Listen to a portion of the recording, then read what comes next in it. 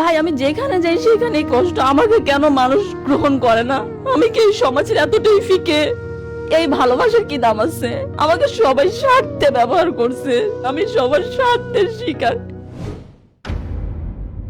আমার জন্মটা নারায়ণগঞ্জ। তো আমার বাবা মার সাথে সম্পর্কটা ভালো যায় না।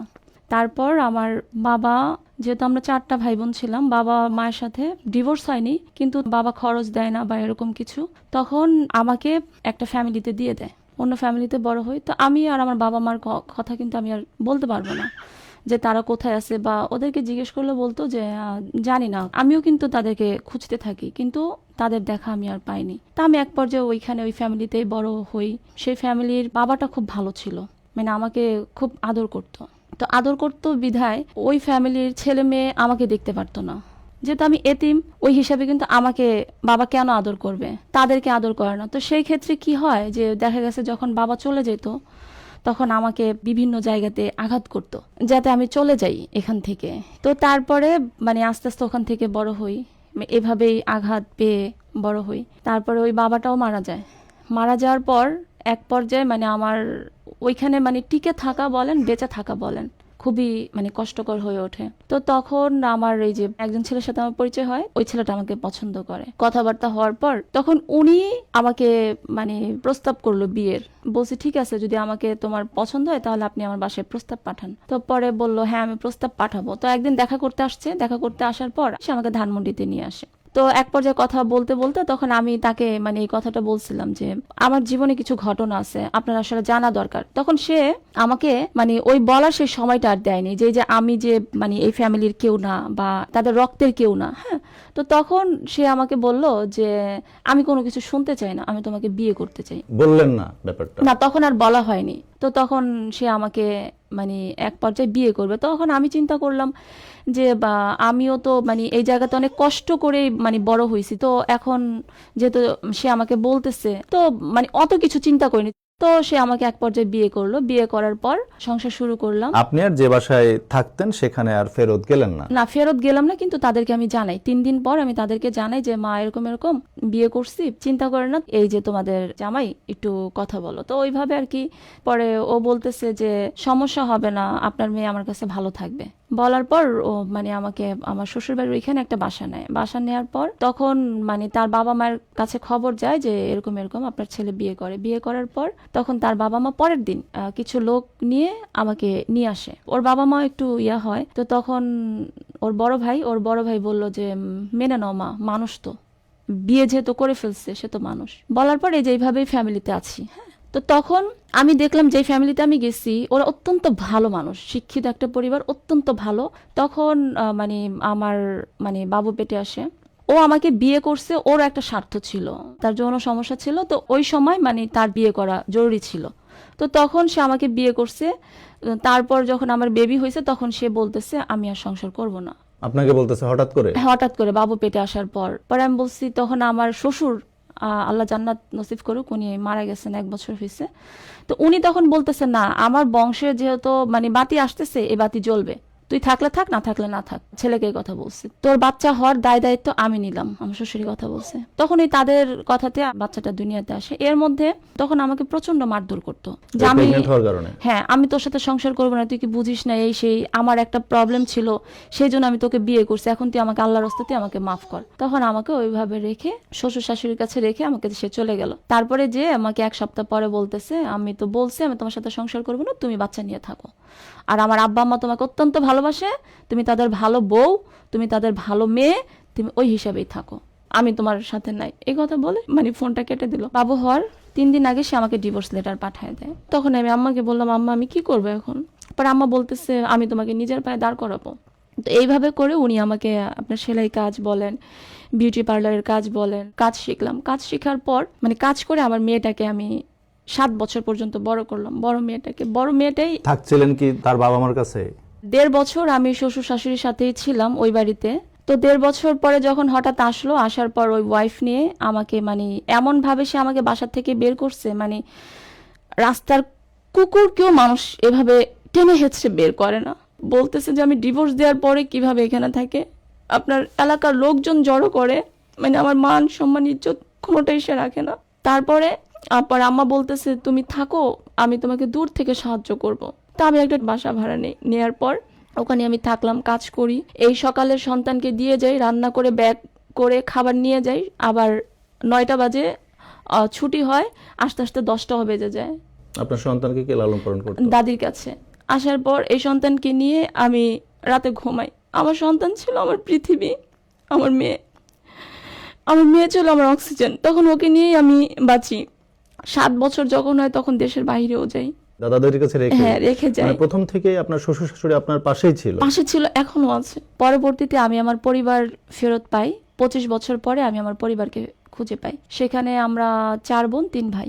তারপর আমি যখন দেশের বাইরে থাকা অবস্থায় একজন ভদ্রলোকের সাথে আমার পরিচয় হয়। ডিভোর্সের 11 বছর পর আমি মানে আরেকটা সম্পর্কে আর কি জড়াই। সেও আমার মতো ডিভোর্স, তারও একটা মেয়ে, আমার একটা মেয়ে। তো মানে আমার কাছে মনে হইলো যে না, হয়তো বাবা আমার কষ্টটা বুঝবে। তো তাকে আমি আমার লাইফের সবকিছু বলছি। পরে ও আমাকে বললো যে হ্যাঁ, আমি তোমার কষ্টটা বুঝি, আমারও তো একটা মেয়ে, তোমার একটা মেয়ে। তাই আমি বলছি আমি তোমার মেয়েটাকে মেনে নিলাম, তুমি আমার মেয়েটাকে মেনে নাও। তো পরে বললো আজকে থেকে ও আমারই মেয়ে, এই কথা বলার পর তো তখন আমি ওকে মানে আমার বাড়িতে নিয়ে আসলাম, সবার সাথে পরিচয় করে দিলাম। আমাদের বিয়ে হয়। বিয়ে হওয়ার পর 24-এ বিয়ে হয়, জানুয়ারিতে।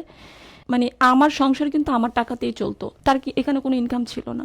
বিয়ে হওয়ার পর এখন বলতেছে আমি বাবু নিব। তখন আপনার বড় মেয়েটা কোথায়?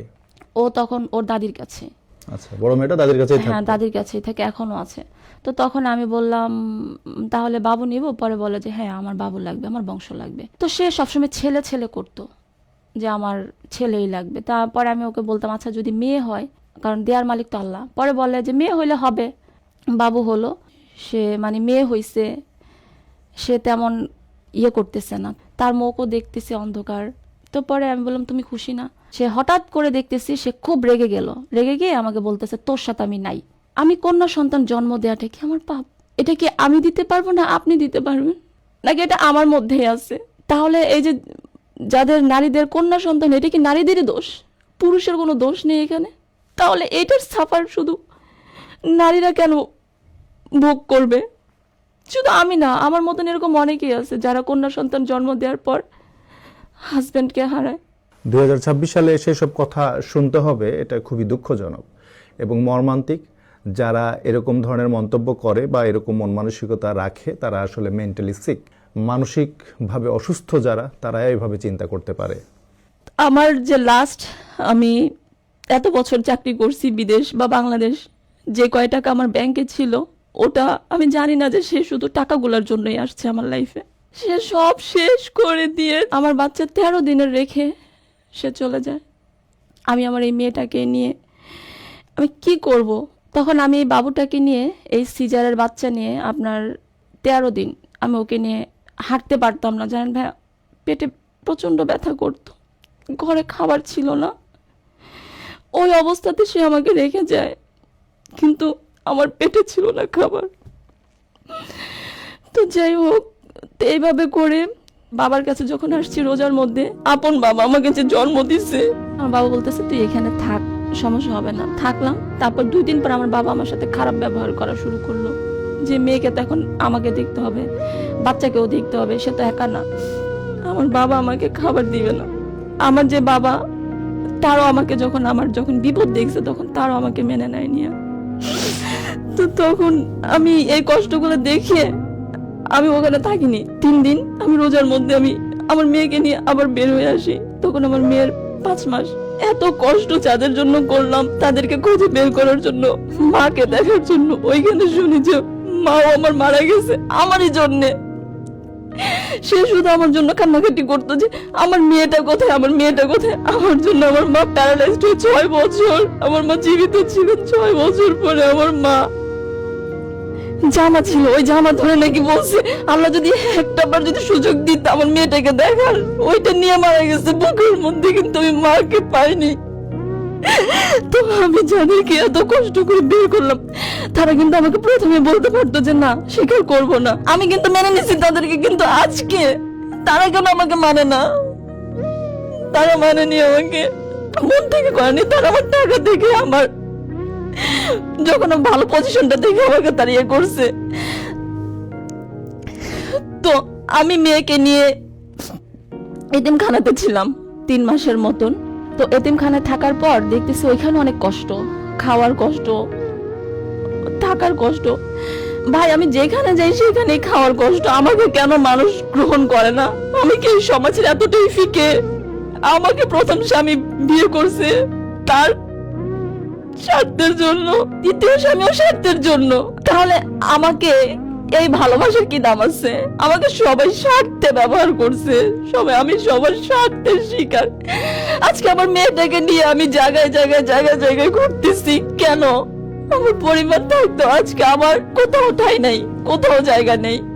এখন কোথায় থাকছেন, কি করছেন আপনি?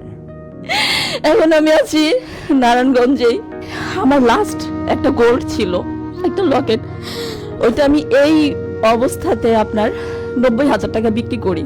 90,000 টাকা বিক্রি করি, বিক্রি করার পর একটা দোকান দিই। ওইটা নিয়ে আর কি চলতেছি। এর মধ্যে আমাকে কেউ থাকার জায়গাও দিচ্ছে না। আমার সন্তান এখন আমাকে বড় মেয়ে বলে, তুমি কেন এটা করছো? আমি শুধু সবার কাছে আমি দোষী। তাহলে আমার অপরাধ কোথায়? আমার বড় মেয়ে আমাকে দোষারোপ করতেছে। আমি এই ছোট মেয়েটাকে নিয়ে এখন কি করবো ভাই? আমি কোথায় যাব, কি করব? এই ভালোবাসার কি দাম আছে? আমাকে সবাই স্বার্থে ব্যবহার করছে, আমি সবার স্বার্থের শিকার।